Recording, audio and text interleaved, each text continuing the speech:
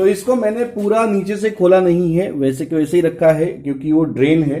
दूसरा बात, ऊपर का जो प्लग है, फीलिंग प्लग है, इसको भी ढीला रखना है, लेकिन खोलने की जरूरत नहीं है, इसको ऐसे ही आप रख सकते हैं। अब हम इसका जो चक्का है यानी कि व्हील जो है वो निकालेंगे। उसके लिए हम एक काम करने वाले हैं कि इसका कैलिपर जो है वो निकाल देंगे। कैलिपर निकालना सबसे बेस्ट है, और एनीवेज हमको फोक ट्यूब निकालनी है, बॉटम ट्यूब, और वो कैलिपर जो है वो बॉटम ट्यूब पे फिटिंग किया हुआ है, तो उसको हमें निकाल देना है।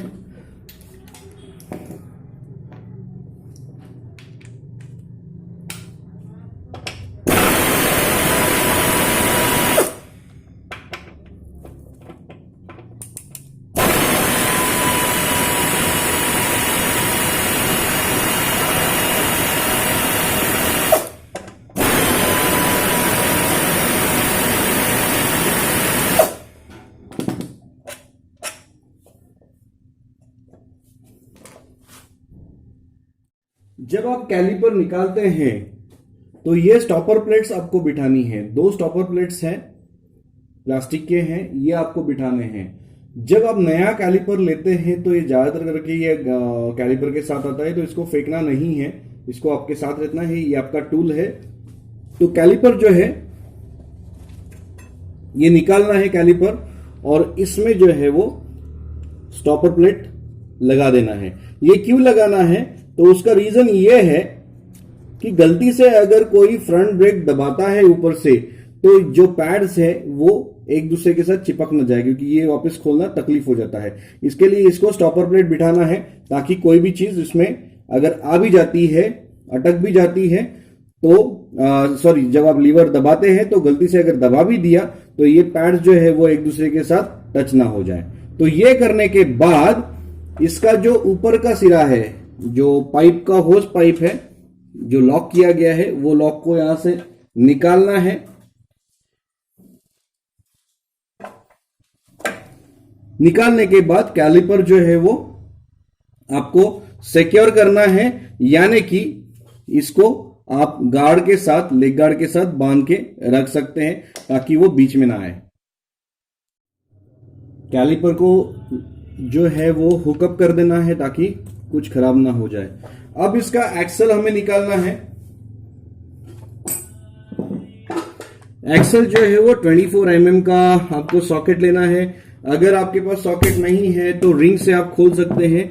अवॉइड कीजिए वहां पे ओपन एंड जो स्पैनर है वो यूज करने का। दूसरे साइड से आपको इसको पकड़ के रखना है, जैसे कि ये। अगर यहां से नहीं पकड़ेंगे तो फोर्क के ऊपर लोड आने का चांसेस है। इसका जो नंबर है वो 16 नंबर है।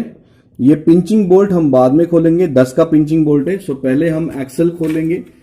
हम पिंचिंग बोल्ट क्यों बाद में खोलेंगे, क्योंकि वो भी एक ऐसा टूल है जो पकड़ के रखने वाला है एक्सल को।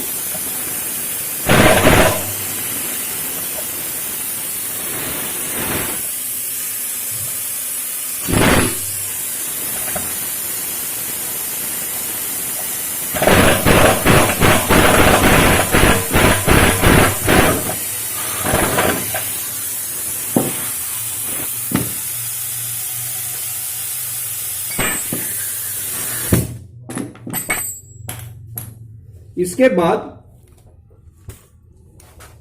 इसका जो पिंचिंग बोल्ट है ये हम खोलने वाले हैं। पेन का जो सॉकेट है वो यूज आप कर सकते हैं। इसके लिए आप रिंग या ओपन एंड यूज कर सकते हैं, लेकिन ध्यान से करना है, कुछ खराब नहीं होना चाहिए।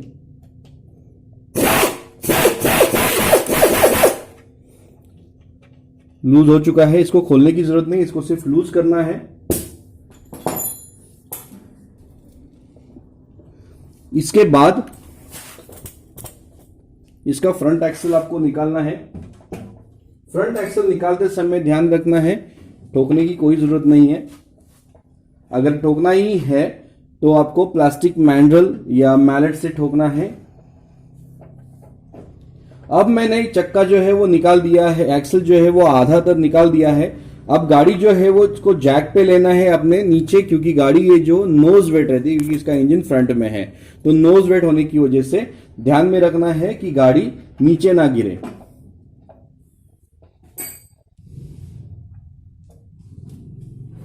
स्लाइडली थोड़ा सा रेस करो, थोड़ा सा एकदम उसको, हाँ पकड़ो ऊपर से, बस बस। एक्सल निकाल दिया है और हम अभी जैक को रेस करेंगे तो ऑटोमेटिकली व्हील जो है वो आउट ऑफ फोर्क आ जाएगा।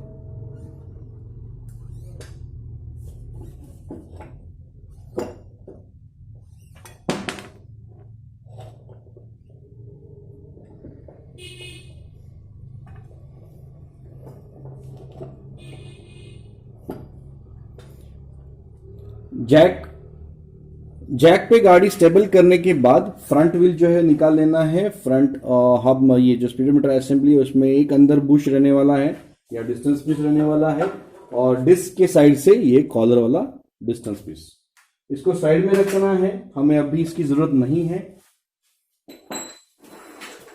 इसके बाद फ्रंट व्हील को आपको सिक्योर करना है, डिस्क को कुछ नहीं होना चाहिए, बेंड नहीं होना चाहिए, ऐसे हिसाब से रखना है।